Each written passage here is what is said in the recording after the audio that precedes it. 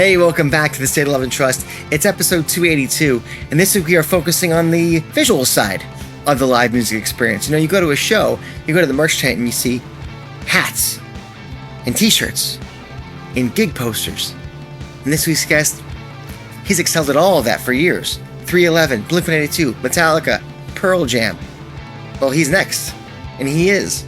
I'm Munk One, and this is the State of Love and Trust. Every night with the lights out, where you gone? What's wrong? Hey, I'm Mike McCready from Pearl Jam. Hey kids, this is Mark Arm from Mudhoney. I'm Kevin Martin from Candlebox. Hi, I'm Dave Cruzen. I'm Tim Montana. Hey, I'm James Joseph from James and the Cold Gun. I am Matt Vaughn from Easy Street Records. This is Richard Stuverud. This is the State of Love and Trust. The State of Love and Trust. The State of Love and Trust. Don't forget to rate, review, subscribe to the podcast wherever you listen. Feed that algorithm. Lives open and chest. Look, my watch be crashed.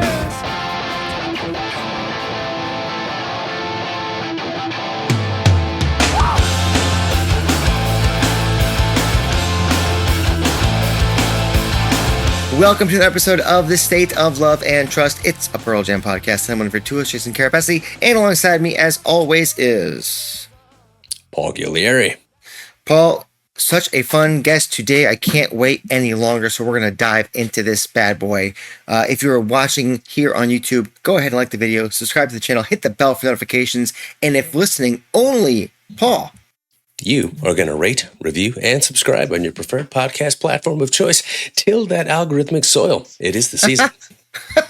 algorithmic soil, the first time anyone's ever said that in the world, ever. Highly likely. I love it. It is a new month. It is November. Today, as the episode drops, it's election day. So hope you're in a good mood. You could be in a great mood if you donate to our new fundraiser, and that is St. Jude's Hospital. You know them. You love them. Send in your money. $5 or more. You know you're getting the stickers. You're getting the pins. You're getting the guitar picks. There it is. Boom. And all the accoutrement, as you like to say. there you go. The most money, though. Whoever donates the most money, they get a signed copy, Paul, of Selena's book, Pearl Jam Live. Boom. There it is. It's a this must. book. How about that? We've got links below for anything that benefits this show. We thank you kindly in advance. Let's just get to it, Paul. Excited to do that. Next, we're talking poster art with Munk One.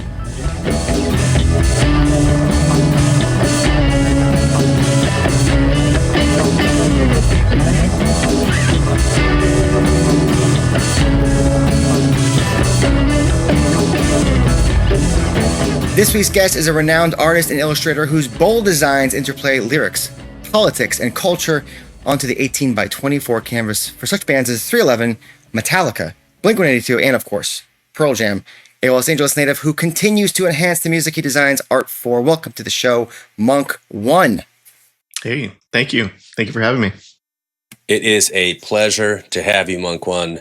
And you know what? I'm sure you noticed a giant skier behind me. If by the end of the episode I can convert you, I will consider it a successful guest appearance. We'll see about that. Well, as of this taping, the Dodgers are not doing so hot, so Paul's in good spirits. Listen, we've got all kinds of questions for you, some old, maybe some new, and we're going to sprinkle in some poster-specific ones as we go. So let's just dive into this bad boy. I want to start with your fascination with art and kind of where this all began. And I read that your father was integral in your younger years, even introducing you to the work of Frank Frazetta, the American artist known for the sci-fi and fantasy. So I want to know what was it about his work that kind of spoke to you, and how old were you at the time? Oh man, I was like 4 years old, 5 years old. So young. Yeah. So, I mean, it was my first, exposure to artwork in general outside of like, cartoons or something like that. So, that was just one of my first memories as far as exposure to an actual fine artist. My dad had a couple books, and I remember looking at them, and he showed me, how to basic shading, basic stuff but right next to Frazetta, and you could see how it translated to what he was, showing me as far as shading and just contour, light and dark, all that, sort of stuff. But to a 5-year-old, 6-year-old is like, wow, I can make something look pretty realistic with just these, these simple little tricks here. Now, did you ever get to meet Frank before he died in 2010? No, I never got to meet him. That would have been great, but yeah, didn't happen. I'm kind of curious, Monk. A little bit like almost kind of like a Hollywood thing in the sense that like you got a teacher, takes an interest in you, doesn't let you fail, helps raise you up, almost like a Dead Poet Society meets Dangerous Minds or something. Now, you didn't have Robin Williams, but you did have Miss Taylor, your high school art teacher. So how did she convince you that she truly believed in you and to keep going down this path? Miss Taylor, wow. She was just a great, very nice person. And at that time in my life, it was nice to have just outside of like family and the people that I knew, just somebody that was like, oh, I see something there as far as like artistic skills. And there was a lot of stuff going on at that time in my life. And for her to kind of put some of my work up where I thought it was okay, but she kind of just supported it, put it up, said, and compared to the other work there, you could see, yeah, it did, stand out a little bit. And she told me to get my work and put it into a binder, and she would hold that binder for me because I wasn't a very good student at the time. I wasn't carrying a lot of books and, the average, stuff that kids do at that age as far as Monk, school. where is your Trapper Keeper? I don't see one in your backpack. Nah. Right. Yeah, none of that. I think I had everything in my back pocket and didn't, go to all my classes. She held on to this binder for me, and, I still have binders, right behind me of just work. And it was cool to have that in class. If I was drawing anything, I could just add it to the binder, and it became a portfolio for me eventually. Something that I was kind of proud of. Even at that, time, it was cool to see the progression of when I first started putting stuff into that binder to like a few months later. It's like, oh, okay, this is kind of cool. And yeah, I think she was a integral part to me really considering doing something with artwork. I mean, there was, other factors later on, but that she was one of the first ones that kind of, pushed me towards art as a career. So then 2 follow-ups then. A, do you still have the portfolio? No. That would have been cool. But 2, what would have happened to young Monk if she hadn't have done this for you? That's an interesting question. Without that portfolio, which maybe I wouldn't have even started it, I wouldn't have had anything to show employers later on. I don't know if I would have, considered doing that. Does art even happen for you? Who knows? Yeah. Good question. Thank you. Yeah, maybe I'd be doing something completely different. You could be selling insurance right now, man. Yeah, I could. No, she was a very nice person as well, and very, very patient with me and my friends at the time. That's a great, but very patient, kind phrasing. So skipping ahead a bit, you start working for Giant, which if anybody is of a certain age, they'll remember that they had a drawer full of band T-shirts with had Giant on the tag, which was that was like a band merch subsidiary of Warner Brothers, right? Mm-hmm. Correct. So they did like Metallica, Deftones, Tool, like you name it, all those bands. But you were not in the art department. You were in separation. First of all, what the hell is separation? So there was so much art being going through these big companies that they have their own department as far as getting the files ready for printing onto the T-shirts. So you have a whole department of 10 to 16 people at a time, just doing separations, which is taking the artwork that an artist turns in, whether it's a freelancer or in-house, and They separate each of the colors. Some of it is very, intricate type of separations for T-shirts. It's because T-shirts at the time, they might have had, 12 to, 24 colors, or, depending on how much flesh tones or other colors they're putting on the tee. So yeah, there's this whole department of people working there, and there's somebody there checking the films that come out before they get burned to screens to be printed onto the T-shirts. And that's where I was quality control at that time. How much perseverance did it actually take to get that art department gig? It was, I'm pretty perseverant. I'll bug people when I want something. I was constantly showing my little portfolio to the art directors and whoever else would look and check out this bowl of apples. Miss Taylor says that I should get the job. I mean, exactly, Miss Taylor's. Yeah, I don't know what they were thinking. But you got inspiration Miss Taylor's wishes from like the puss heads of the world all around you. You got to be like, holy shit, how do I get to do that? Yeah. It was cool seeing all that artwork, exactly from Puss Head, and at the time there was artists doing Limp Bizkit. I remember seeing Mere One's stuff coming through there. Yeah, all sorts of amazing artwork. Even just the people working there was cool to see. They had posters up at the time, and that was some of my first exposure to poster art. Not to get ahead of everything, but there was so much art coming through that department, and my job was to make sure that all the screens lined up, all the colors that they're talking about matched up. Very tedious work, and I had a great teacher. His name was Raphael, and he again, very patient. Everyone's very, very patient with me. I'm gathering the theme here, Monk. Yeah, because I am, pretty inquisitive when, I'm interested in something. I'll just, keep on asking questions. And I was bothering everybody around there. They were separators, but they gave me more time as far as teaching me certain skills, like say like an Illustrator or Photoshop, because I went straight from high school to that job. And I took a few college courses, but nothing like Photoshop or Illustrator like that. It was more like life drawing and things like that. So at work, I got to ask a lot of the technical questions that I wasn't learning anywhere else. A lot of folks had patience with you, but you had to have patience too to climb that and wait for your opportunity to strike, if you will, to get onto that art team, right? Yeah. I tend to be, like I said, pretty persuasive with the things that I want to do, and kind of just try to make it happen as best as I can.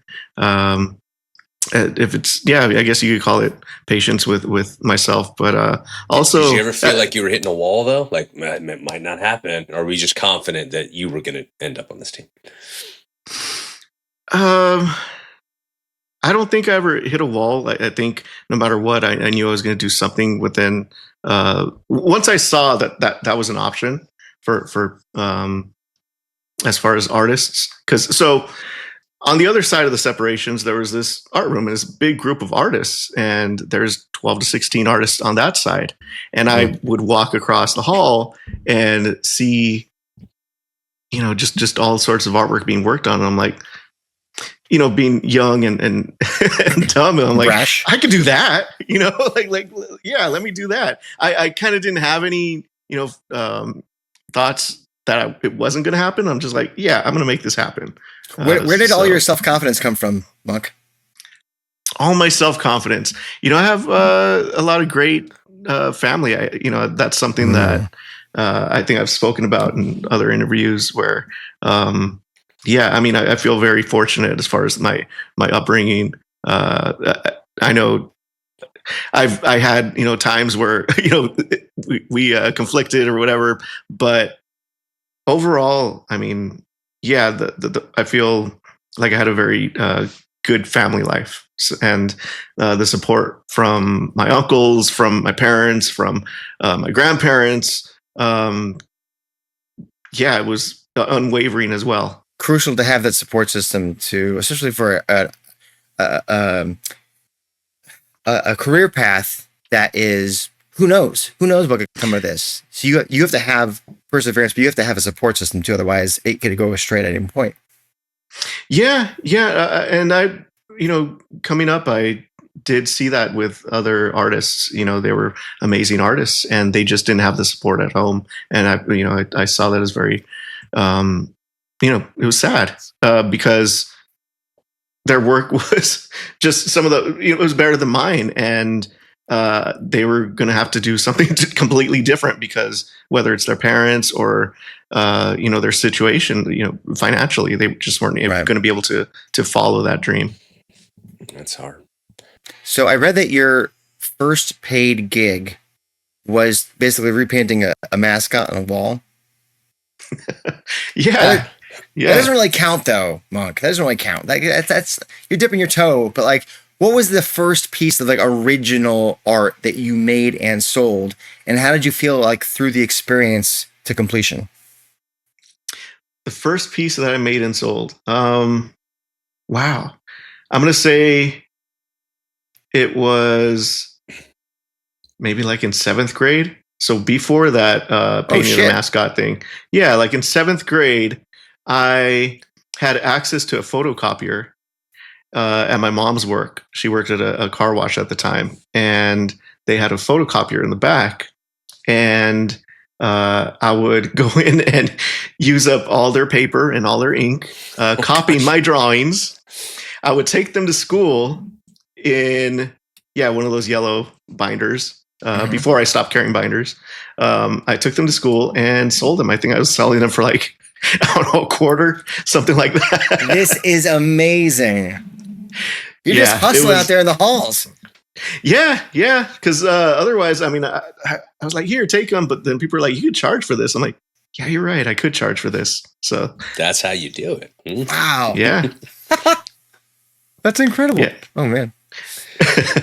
Let's get into original in the sense of the process that you go through to create these originals. It always starts with a sketch, right? Correct. Yeah. Nowadays, everything starts with a sketch. For the last 10 years, I would say. Because before that, I was doing a lot of t-shirt work coming from the merchandise industry at Giant.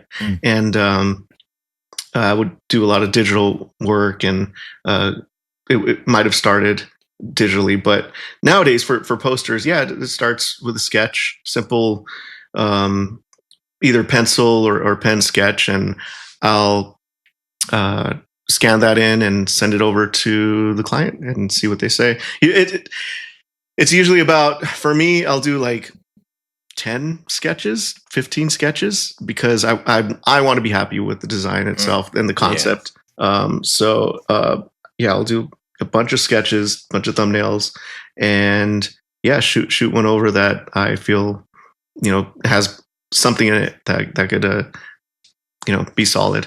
So do you have like a proper pad with you at all times, or are you in the coffee shop and like, oh my God, I have this great idea. I've got to start writing it down, and like grab the napkin and start doing it on that? So a lot of times if I don't have paper in front of me, I'll just write it down. Like if I'm in bed and I, think of something, which happens a lot, or I'm out doing something, I'll grab my phone and actually just write it down, and I'll write, and I'll remember what it is that I had in mind. I'm pretty visual when it comes to concepts. I could, see the images pretty much finished in my head. So I'll write it down, but sometimes it's just not good. So it might be one of the 10 that's just, horrible. Well, because I asked because sometimes, maybe I'll have an idea for something and I'll put the note on my phone, but if I don't get to it right away to flesh it out, I might come back to that note days, weeks, months later and be like, what the hell was I taught? What does that even mean? So like, are you like, you write down your little note and you're like, okay, I got to take my daughter to softball practice. And I got to make dinner. I don't have 3 hours before I can actually get to this thing. Like, are you going to worry that you're going to forget what your note even means? Or you're just like, I got this? No, I tend to remember whatever it is that I write down. Like I said, I'm pretty visual when it comes to those concepts. Like I could see them and so I remember them pretty easily. My big fear would be going to sleep without writing it down. Oh, Because then I'll forget about it the next day. So I have to write it down at night, no matter what. I'll get up and grab my phone, and do that. so from there, when you got the sketch and it's been approved, Mhm. how do you know which design is going to be more organic, kind of live mostly hand drawn or inked? Or when do you go, you know what, this would be great if I really zhuzhed it through Illustrator, Photoshop, whatever, any other digital tools that you might have? It depends on the image. I don't think there's I feel like a lot of times artists are good at what they do because they have a good sense of taste. I think they've been exposed to so much out there that they can kind of make a conscious decision as to what would look good. So, it just depends on the concept itself. I mean, if I feel like it's going to be looser and bring something to the concept that I couldn't do, say if I just kept it, super tight, that's the direction I'm going to go. It's also the artist as well, the band, whoever the musical band is. It's not going to work being really loose. Maybe that's just not their vibe. Others, maybe it may fit that band a little bit better. So it's a mixture. Well, let's talk about one of those bands right now, shall we? Sure. Let's take a look at some of your Pearl Jam posters from over the years, and maybe we can dive into some stories behind the creation of some of those posters. Sounds good. All right, let's start with this guy, the OG. Oh yeah. How did this come about? Why this process? Why this psychotic butcher? Talk to me. So Chris Siglin, Mr. T-shirt, asked me if I was available to work on this design here. And I jumped at it because I had actually made it known to a couple people in the industry that I was looking to do more poster work, that it's something that I really wanted to start moving into at the time.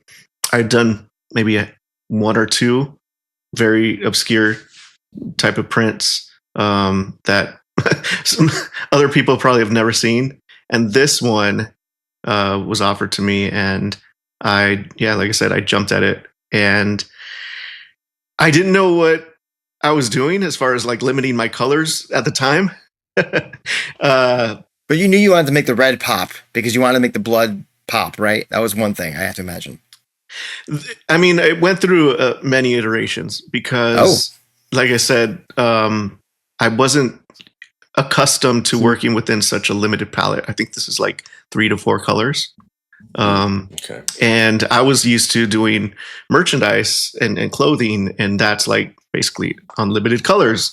And I find that a lot of new artists that work in posters, they tend to have a similar hurdle to go through when it comes to working on posters like this, because going from full color and or painting or other types of artwork where you're not limited in such a way, it's a challenge to limit your palette to only 5 to 6 colors.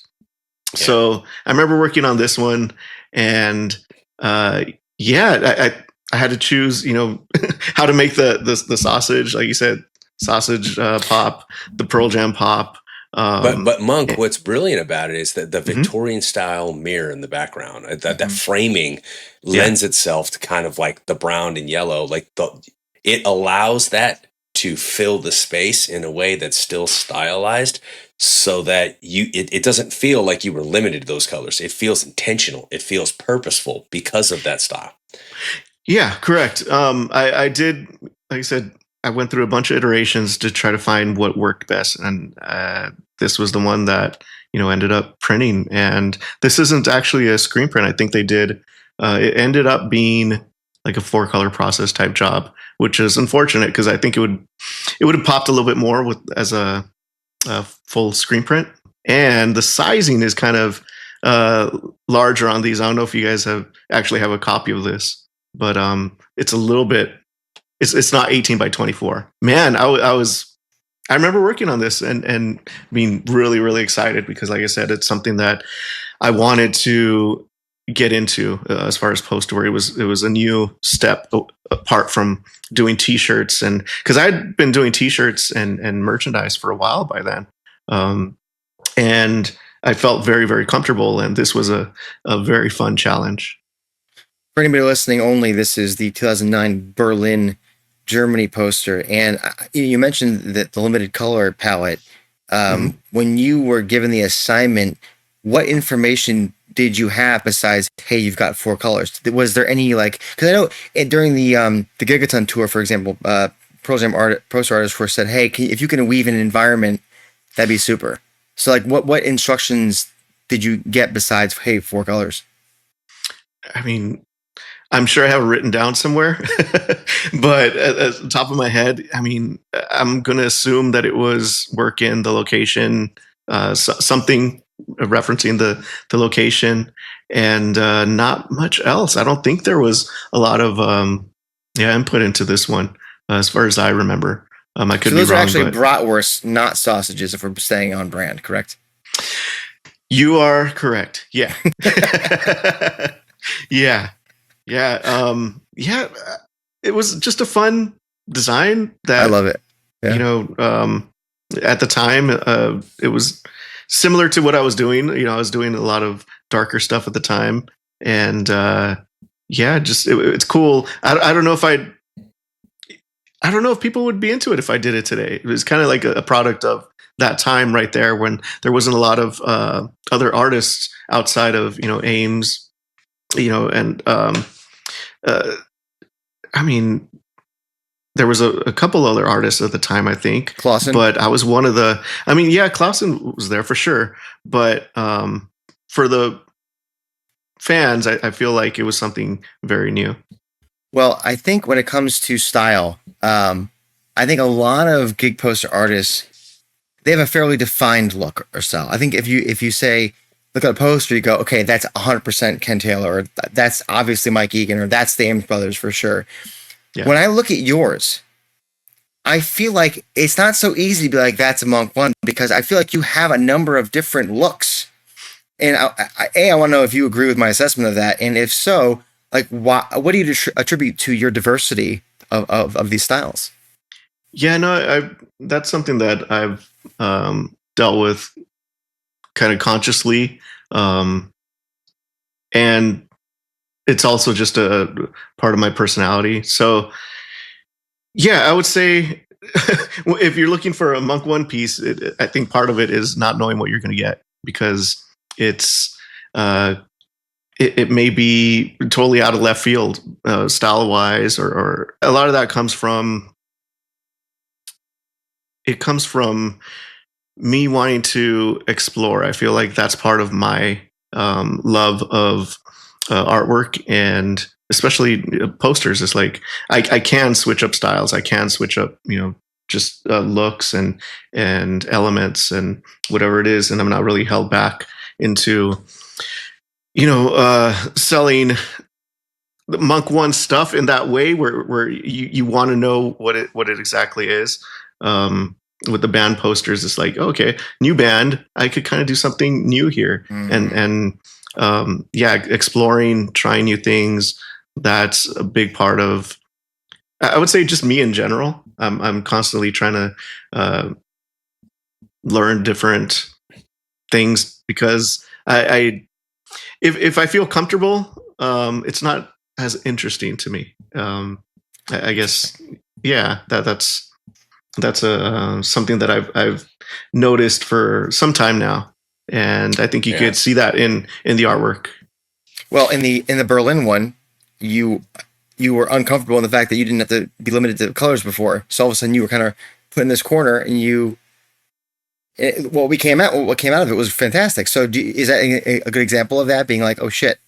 Oh yeah, I mean, that's what I always, you know, say is that's where growth lives. I mean, that's where you know, any type of, you know, personal growth or artistic growth, it's going to come from the places where from discomfort.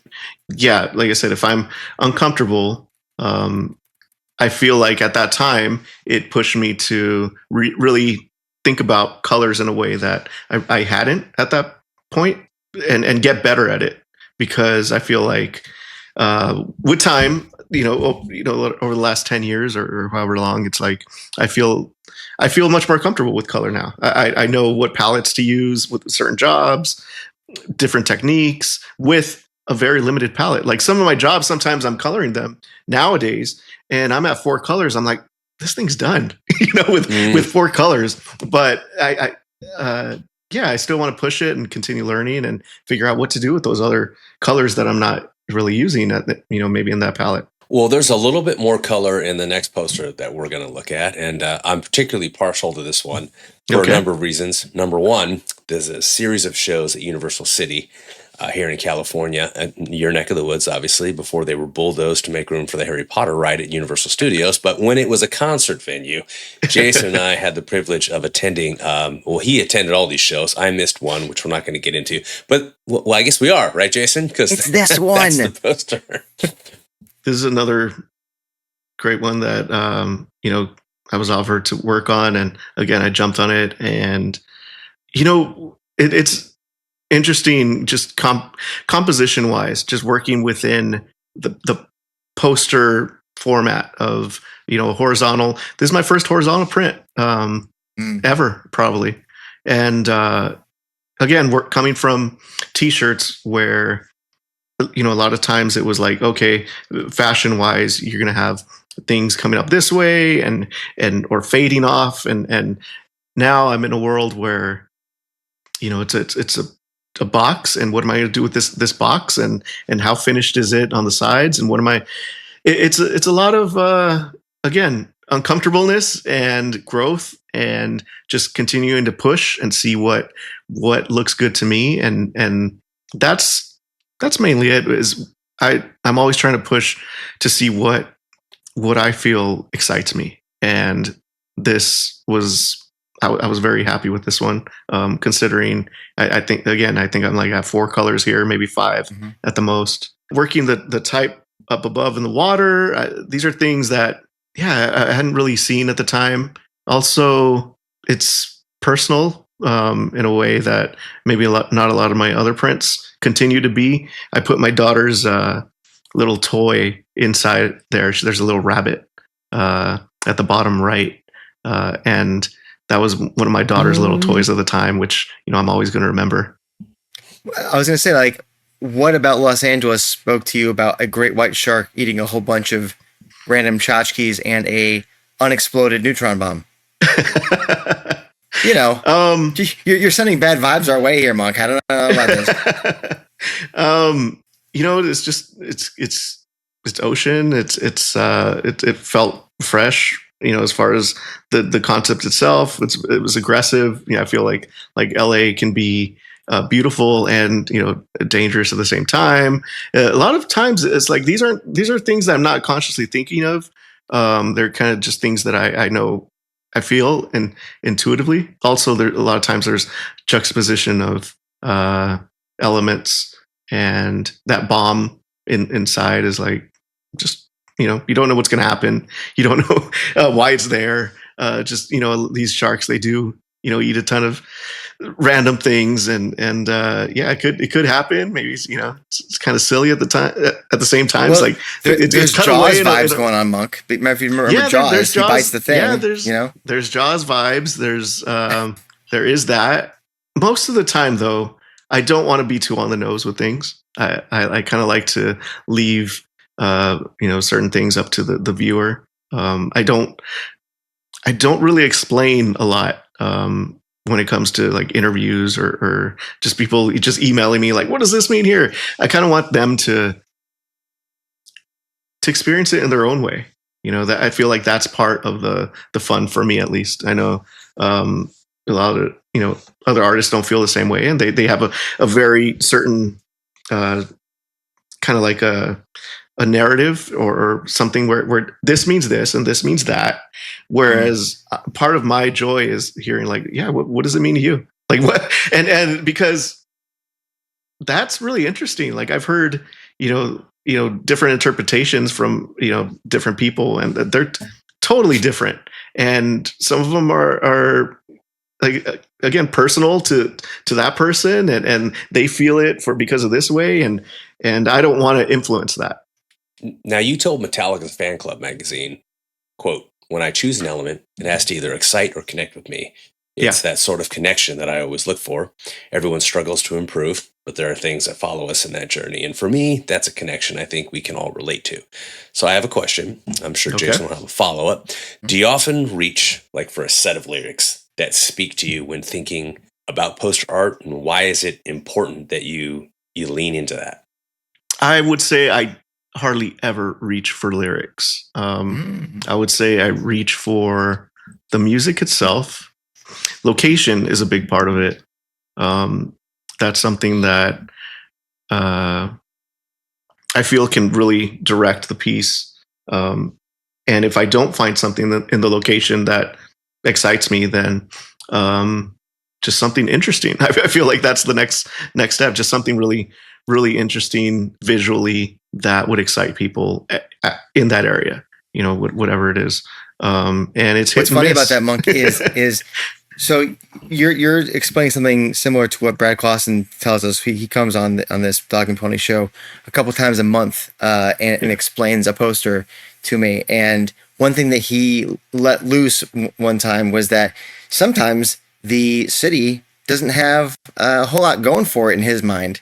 And so from a translating that to the page perspectives, so that's when he turns to song lyrics to get inspiration, which is why I thought maybe there might be something similar for you. But you're saying, well, if the city isn't really giving me what I need, you're just going into the depths of your mind. Yeah, I tend to do that because like I said, I've already gone. I already know the music part. The music part I'm already internalized. So yes, once the city elements, if they don't inspire me, then I still want to create something that goes along with the music itself, but not necessarily lyrics. I feel like, again, I don't want to be too on the nose with things, and I don't want to do like interpretation unless that's what it's called for. You know, like certain prints. You know, sometimes it's like, oh, there's a lyric print. Okay, well, that's the job there. Okay, we got to take the lyrics and do something with them. But outside of that, like on my own, no, I want to create something that hopefully says something to people and connects with them in a way that is specific to that show. I'm horrible with lyrics as well. I feel like I really connect more with melodies and the harmonies and the music, and lyrics tend to escape me. Well, you said in that quote that Paul just read that everyone struggles to improve. Okay. Brad Clausen once said to us that he will look back at some of his old posters and be like, oh, I can't believe I did that, or I can't believe I didn't do that. Mm-hmm. In your struggle to constantly improve yourself, do you go back and ever think about, man, that poster from blah, blah, blah, I could have done so much better? I tend to have a little bit of compassion for myself. I feel like everything that I work on it's a product of its time and where I was, and I know that I gave it my all. I don't think if I take on a job, I'm not doing it half-assed. That's something that I feel like is, you know, hopefully part of my reputation as far as artwork and working with clients, is that whatever I take on, whether it's big or small, I'm going to do something that's more than what I promise. So when I look back at those pieces, I see them for what they are, which is, you know, I was 25 at the time, or, you know, 30 years old. I'm 45 now, and I'm in a different place, and there's no way that I could compare what I know now, what I can do now to, you know, artwork at that time. But I do know that I gave it, you know, 100% and 110%. You know, early on in my career, it's like I wasn't sleeping much. I was working a lot. I was doing, you know, a lot of pieces of art, and that was something that was part of my growth. And because I was being challenged, you know, some of these pieces would take longer because I didn't know what I know now. So yeah, I don't think I feel that way. I know that's a challenge for a lot of artists to look back and kind of judge themselves. But for me, I try not to do that. Hey, you talk about not doing things half-assed, like just going 100, 110%. Let's go to a city that is known for working hard. Let's go to Pittsburgh. Specifically, let's go to Pittsburgh in 2013. Boom. This gem. That's working hard. So talk to us a little bit about this one. There was I guess you would call it a myth. It's a mythical character. I forget the name, but it was a worker that it was like a giant, and it's from that area. And a lot of people they think that the finger where it's very close to the molten lead there, or iron, is too close to it and it would be burnt. But actually that's to show that this person is it's a mythical person. He's not a real person. He's got 4 fingers. So that should put it in. Right. Yeah. So I was looking to really get the feeling of that heat with, the color palette that I was constantly refining, in a composition that was interesting to me. Turned it in, and I heard nice things about it, but I never people expected. Think this thing is legendary. Yeah, I mean, legendary. This one is, and that's something that I never expected that ever. I get it. People connect with it, but I do. It's kind of like musicians. It's like they put out a million songs, and you never know which one's gonna really connect with the world in a way that that's you're never gonna top that. Are there other posters that you personally think you like more, and are a little surprised that people like this one so much, or no? Every piece that I work on is I'm trying to. They're all your children. Be happier with it. Yeah. Grow into it and do something, different. There's a piece that I have that's coming out in 2 days, and I'm happy with the composition of that one. It's different for me. And so, yeah, you never know. But I had already experienced that through working at Giant Merchandise.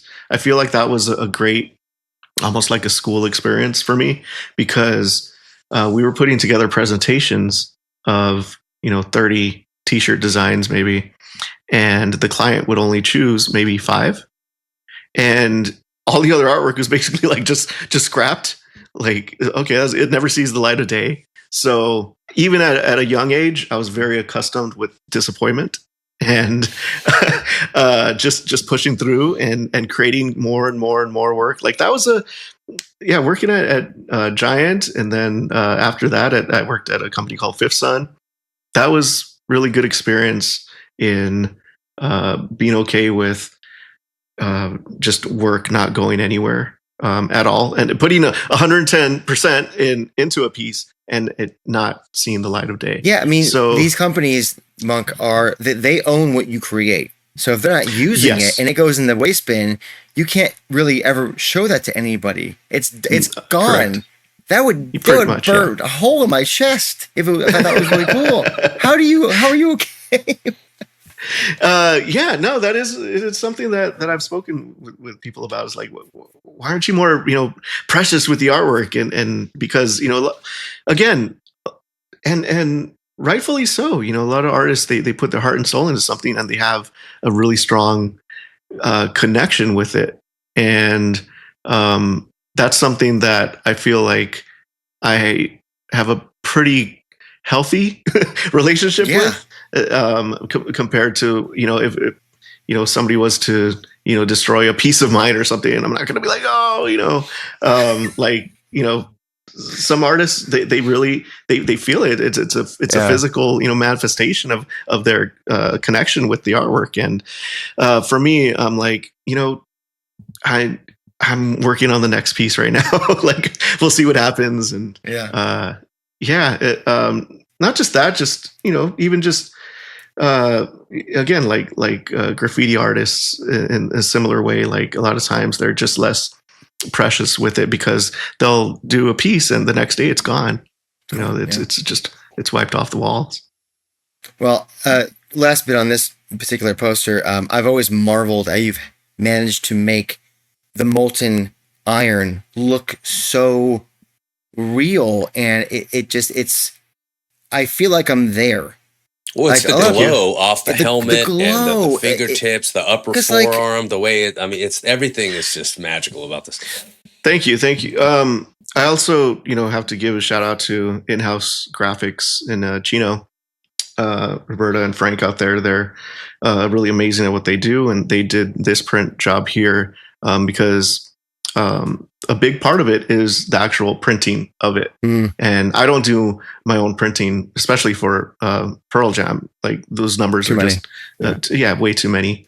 And so a lot of times the printers sticking with what the artist calls out as far as colors, making sure that black was super deep and exactly what I called out, and that is a big part of it, because sometimes the artwork's great on screen, and then depending on the printer, it translates in a different way. Mm-hmm. What did you make of Brad Clausen's kind of homage to this? Oh, you know what I'm talking about? Super. Yeah, no, that was super Part flattering, 2, especially sequel.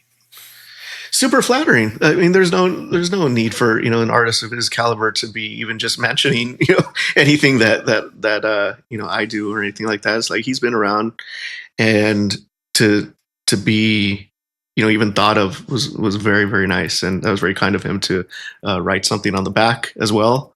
Yeah, that was great. Now we are all relatively the same age, and we can all remember when the music business was quite different, where album sales, like that was how you made your money, and like going out and touring was basically just marketing, right? Same with merch. But now it's kind of put on its head, right? Where you make an album so that you can go out and make money on the road with the tour and the merch.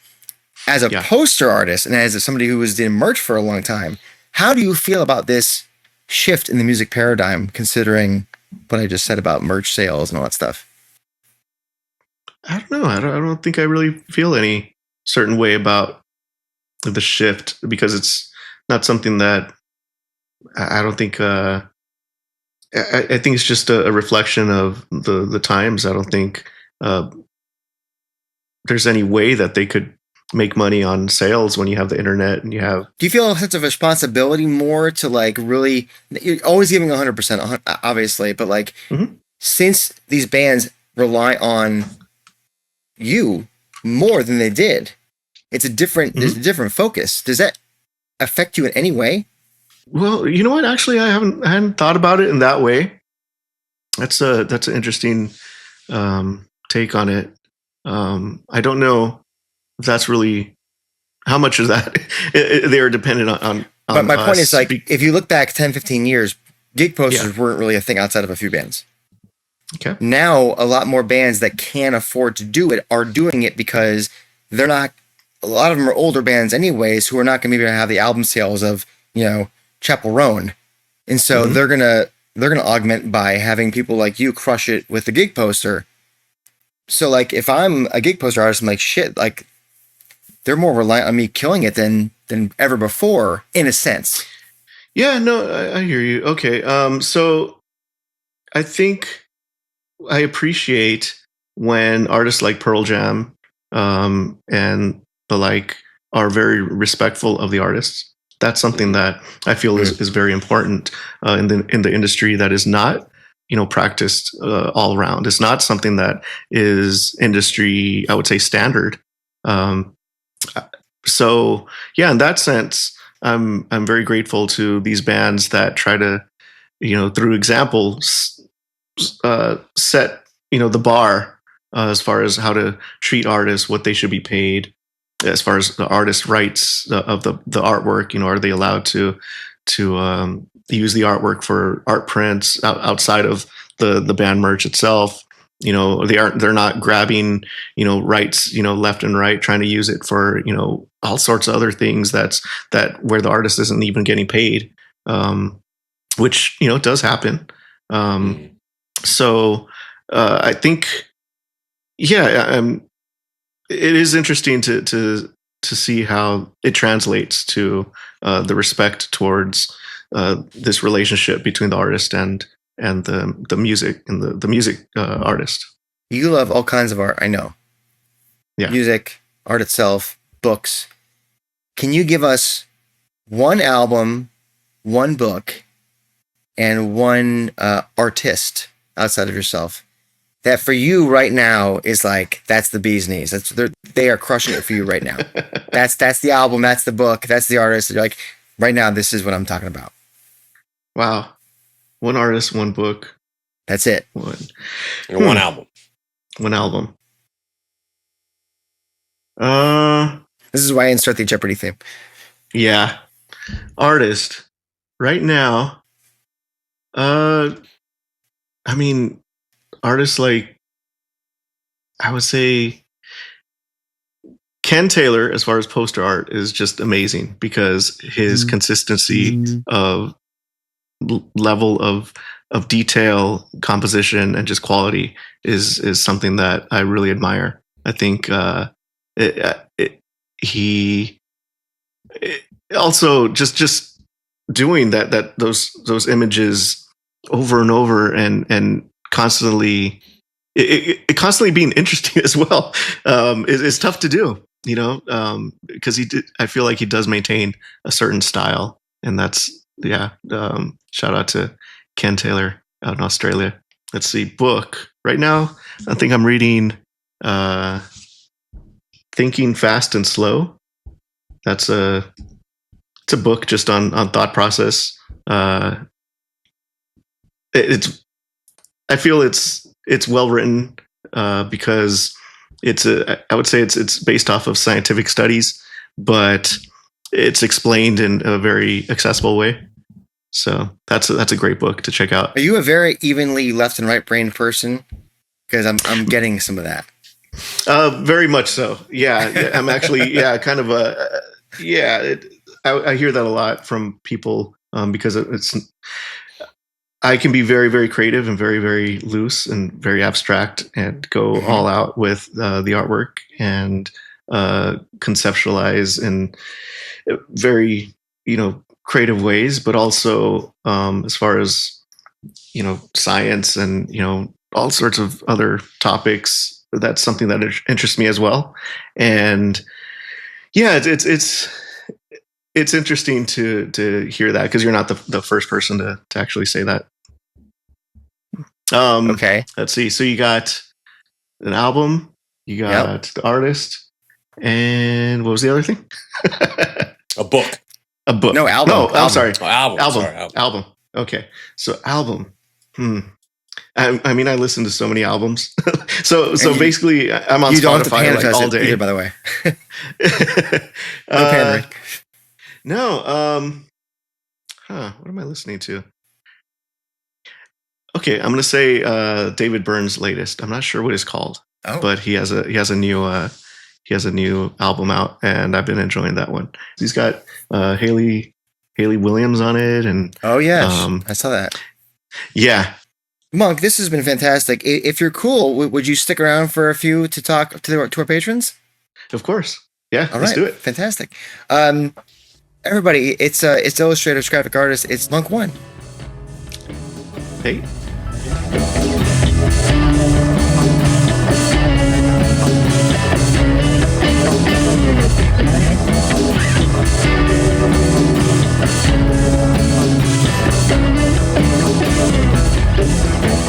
Big thanks to Munk One for making the time to talk to us. We have seen his posters at the merch booth for years, no matter the band. Obviously, with Pearl Jam, we've seen him before. Thank you to him for coming on and explaining his process, his history, and I look forward to the next Munk One Pearl Jam poster because it's going to be great. Stellar, authentic work from a genuinely authentic person. Really enjoyed talking with Munk One tonight. And maybe in time you can convince him to be a Giants fan. But today, he is not. I have some artwork to interest him. If it didn't, hey. Thank you to everybody out there for watching and listening. If you want to help us out, we've got links below for the Pod Shop and for Patreon monthly giveaway. And we also have, of course, St. Jude's Hospital is the nonprofit fundraiser for the month. Go ahead and get an Instagram bio or click on the link below in the description of the pod to send them some money. You know the drill, $5 or more, stickers, pins, guitar picks, and the greatest donator gets that signed copy of Selena's Pearl Jam Live. Get that book. More importantly, send in your money to St. Jude's Hospital. That's actually her pick, by the way. She was like, can you do St. Jude's? And I'm like, oh yeah. If you're an American, you're getting ready for Thanksgiving, what better way to give thanks for all that we should be grateful for than by helping children in need? Absolutely. Thank you guys for sticking around, and I hope you enjoyed this. If you're a patron or interested in being a patron, there are 3, maybe even 4 more posters over on Patreon with Munk. So, that's a thing. Anyways, we'll see you next week with more great stuff. Oh, the end of the year is going to be fantastic. I can't wait. One episode at a time, though. We'll see you next week. And until we do, you've been listening to or watching The State of Love and Trust.